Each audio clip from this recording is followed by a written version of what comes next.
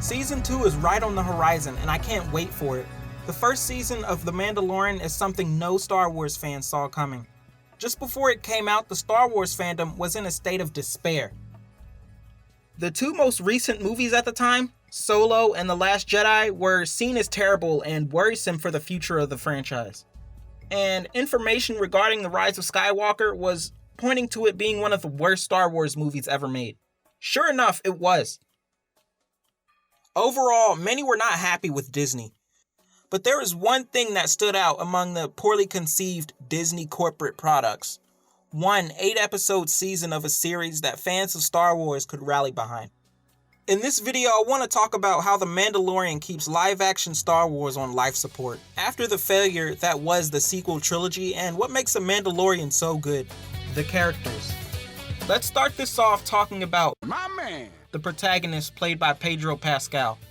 I like this guy in general because he was hands down my favorite character in Game of Thrones before that show went down the toilet.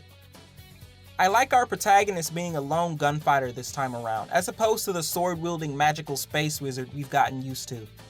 The choice to have him wearing his helmet and only showing his face once later in the season was a bold risk. Not too many studios would be comfortable with that, due to the prevailing notion that you must be able to see a character's face to get invested in them and feel their emotions. For the most part, they are usually right, and also actors like showing their faces. More on that in a bit. The Mandalorian compensates for this through dialogue, from tone of voice to writing, and also character action. Movement plays a key part too. My favorite scene that displays character is when the Mandalorian is just about to be defeated, and instead of telling us, "Oh no, this character is too strong," he holds up his knife and resigns himself to his fate. It tells us that he holds on to his code till the very end. If he should die, he wants to die fighting and not giving up. It's also a good display of the Mandalorian's abilities and limitations. A protagonist that refuses to give is nothing new, but it's how it's portrayed here that makes the difference. The main antagonist from the last few episodes is shaping up to be one of my favorites in all of Star Wars, even after just one season. It's rare to see a sophisticated black gentleman play a villain in any sort of big Hollywood production. I never paid attention to this guy as an actor until I saw him in this. He has such a solid presence on screen and refined cadence when speaking. Baby Yoda is an interesting element in this show. At face value, it seems like another instance of rehashing a character to cash in on that sweet nostalgia.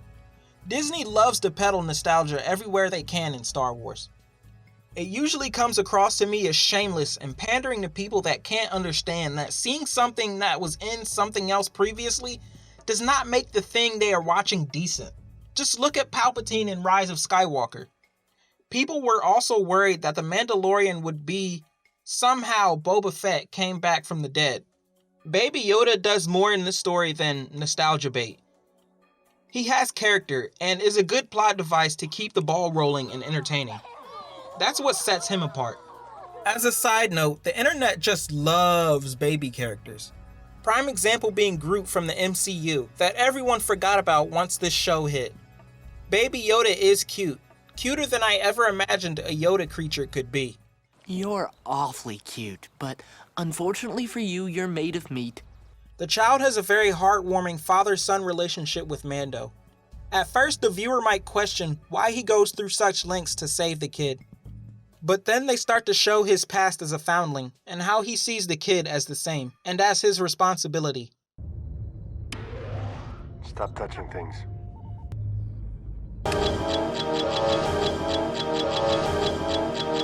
Oh, for 5 minutes.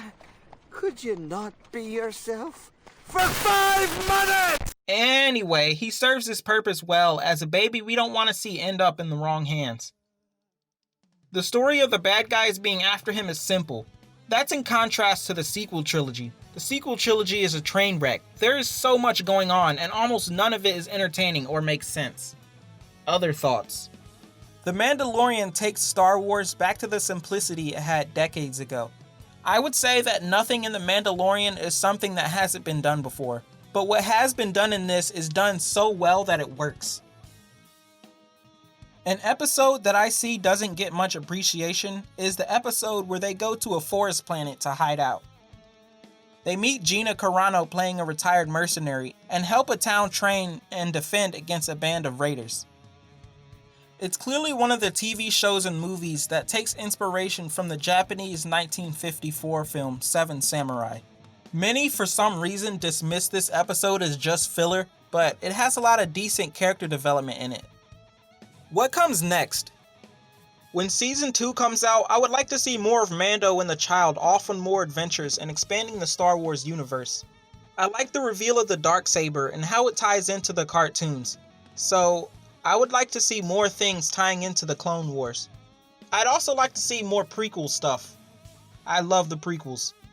What I would not like to see is trying to make sense of the dumpster fire that is the sequel series.